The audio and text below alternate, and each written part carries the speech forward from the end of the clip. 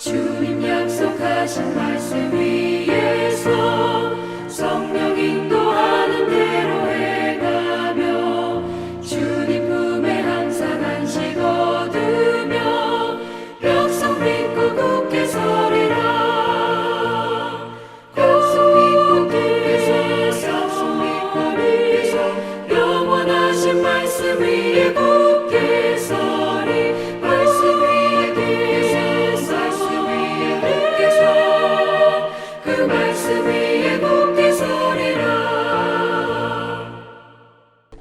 예수 그리스도의 종이며 사도인 시몬 베드로는 우리 하나님과 구주 예수 그리스도의 의를 힘입어 동일하게 보배로운 믿음을 우리와 함께 받은 자들에게 편지하노니 하나님과 우리 주 예수를 알므로 은혜와 평강이 너희에게 더욱 많을지어다.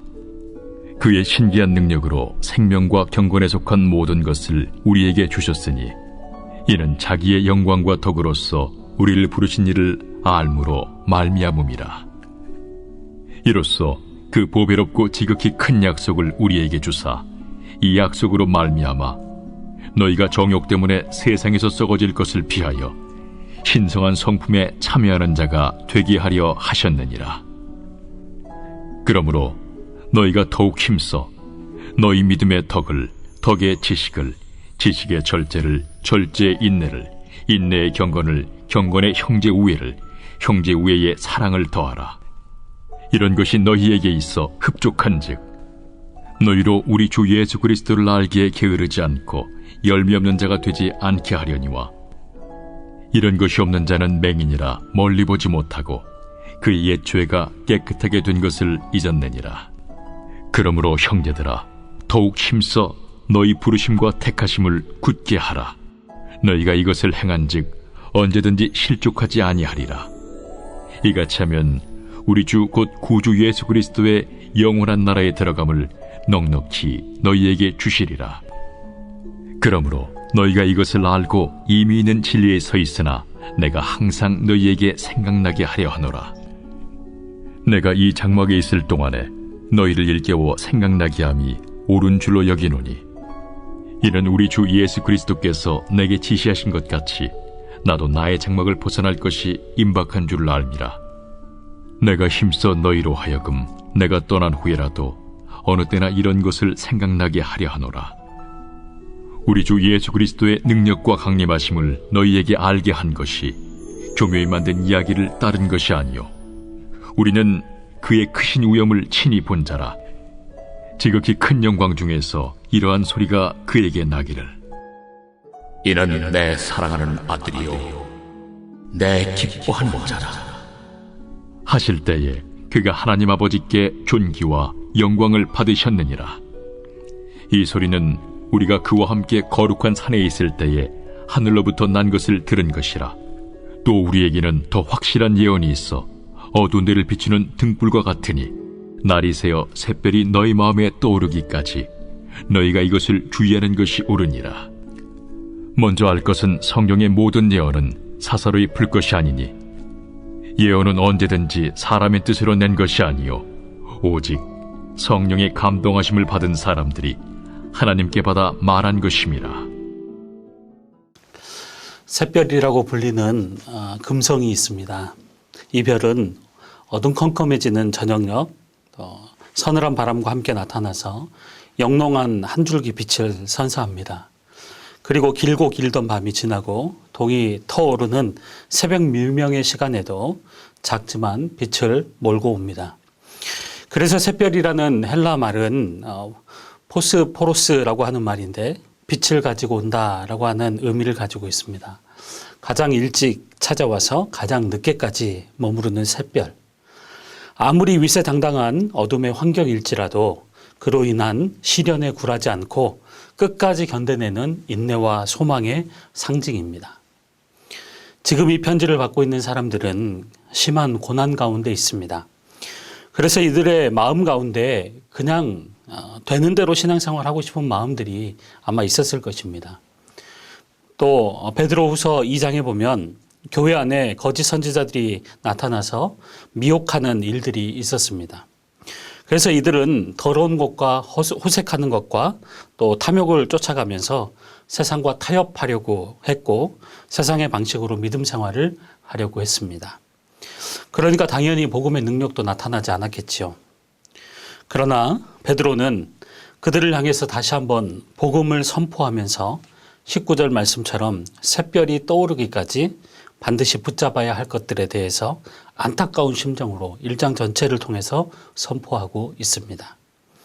그렇다면 샛별이 그들 마음에 떠오르기까지 샛별 같은 예수님이 이 세상에 다시 오실 때까지 우리가 붙잡아야 할 것은 무엇일까요?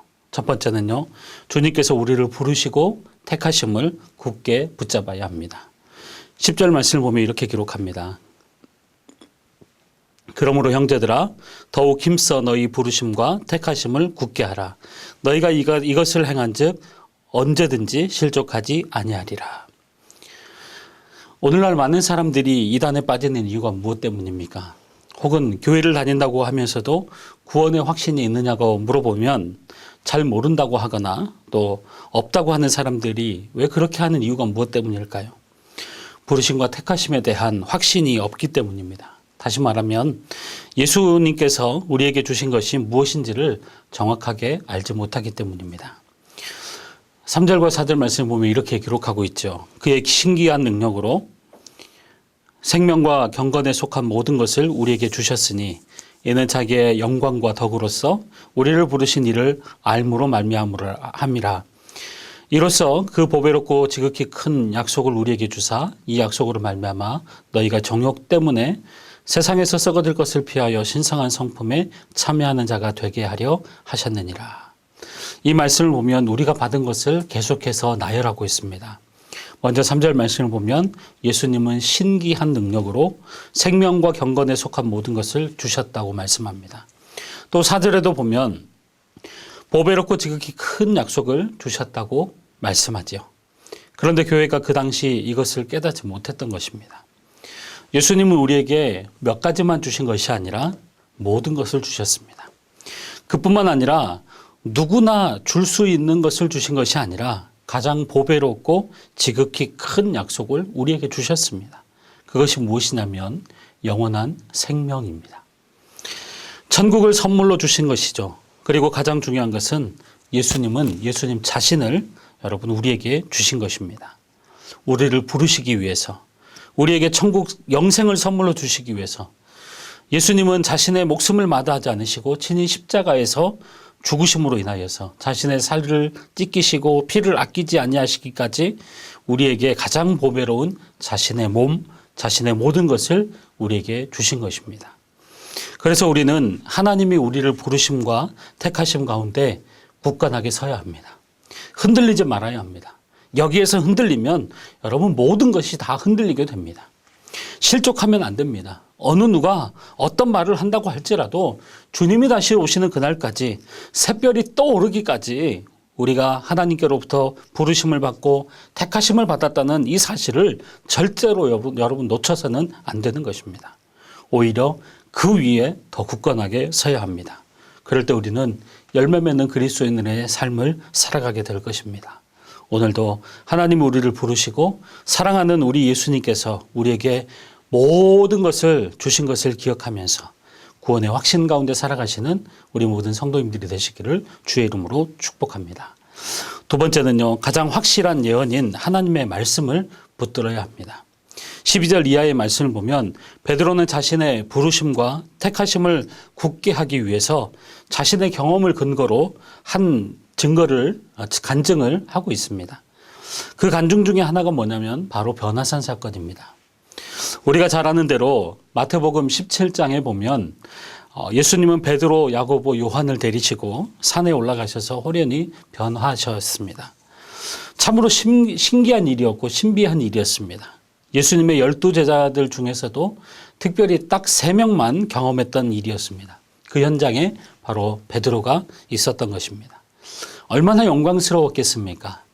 간증하고 자랑할 만하지 않겠습니까? 그러나 베드로는 그 사건보다도 더 확실한 것이 있는데 그것이 하나님의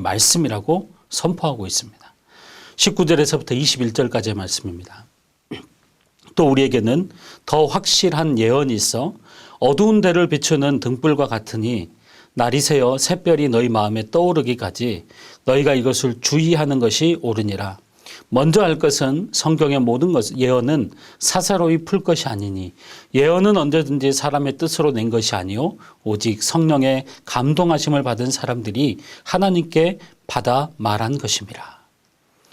여러분, 우리가 신앙적인 어떤 체험을 한다는 건 너무나도 중요합니다.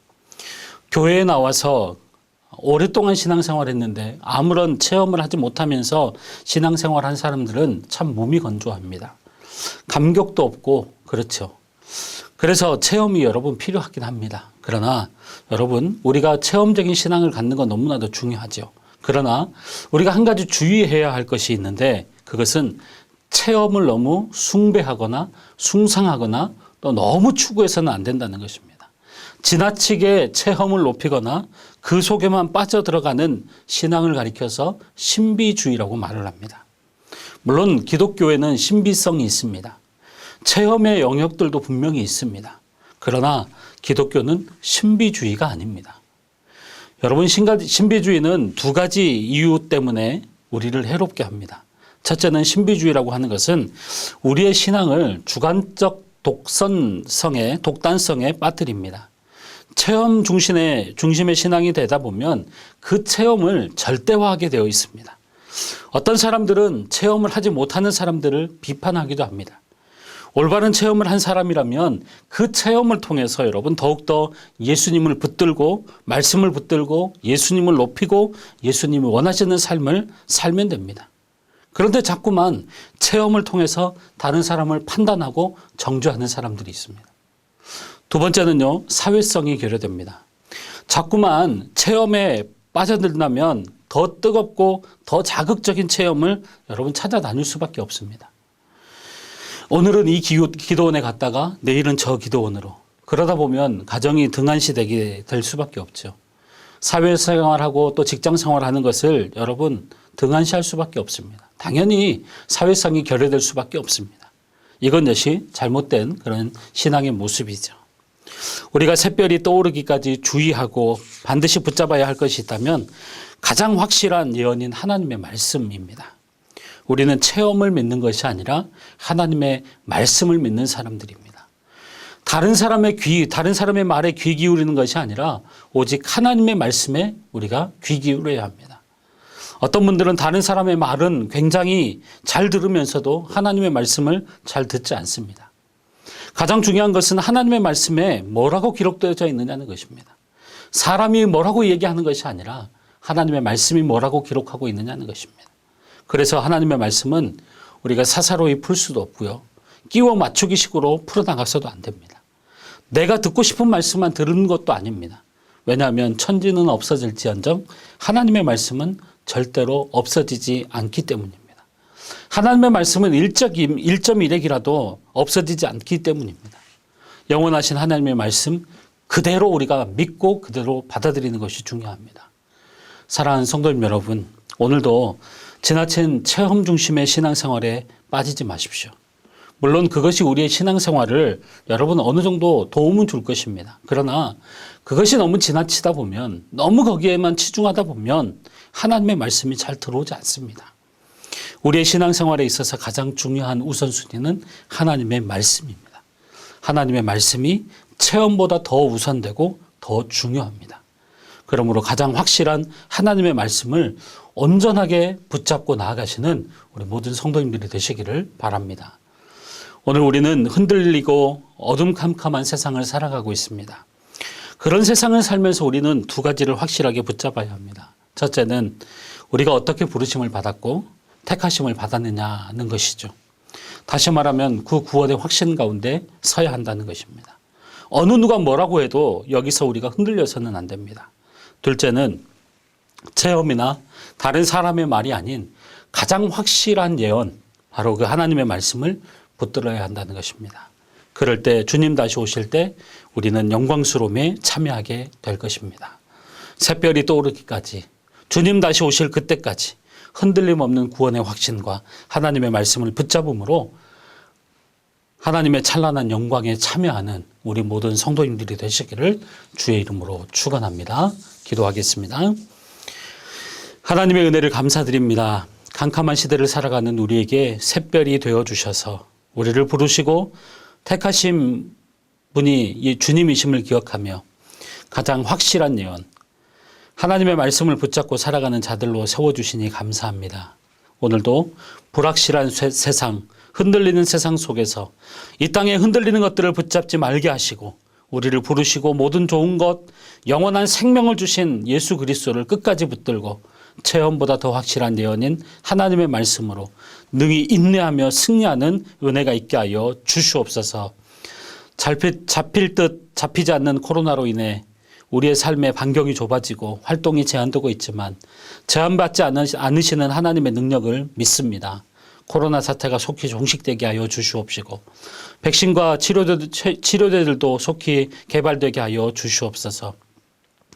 특별히 예배당에서 함께 드리는 예배가 완전히 회복되게 하여 주시고 우리의 믿음도 다시 한번 비상하게 하여 주시옵소서. 병약한 분들도 있고 또 관계의 어려움을 겪는 분들도 있습니다. 또한 경제적으로 어려움을 겪는 분들도 있습니다. 아끼지 아니하시고 모든 것을 주시는 주님을 바라보게 하시고 그럴 때 회복의 은혜도 허락하여 주시옵소서. 특별히 우리 가정의 다음 세대들이 하나님을 경외하는 믿음의 세계대가 되게 하여 주시옵시고 오늘도 이름도 없이 빛도 없이 자신의 사명의 자리에서 수고의 땀을 흘리며 눈물을 흘리는 우리 미자립교회 목사님들과 선교사님 지켜주셔서 은혜 위에 은혜를 부어 주시옵소서. 이 시간 우리의 연약함, 염려, 아픔을 주 앞에 올려드립니다. 그 문제 때문에 우리가 흔들리지 말게 하시고 우리에게 영원한 생명을 주신 예수 그리스도 변함없는 하나님의 말씀으로 더욱더 굳게 서게 하여 주시옵소서. 감사드리며 예수님의 이름으로 기도하오며 이제는 우리 구주 예수 그리스도의 은혜와 하나님 아버지의 크고 극진하신 사랑하심과 성령님의 감동감과 위로의 통 충만하심이 흑암같이 캄캄한 세상 속에서 견고한 부르심과 말씀의 확신으로 샛별이 떠오르기까지 인내와 소망으로 나아가기를 소망하는 주의 모든 권속들 머리 위에 가정과 교회 위에 이제로부터 영원토록 함께 있을지어다. 아멘.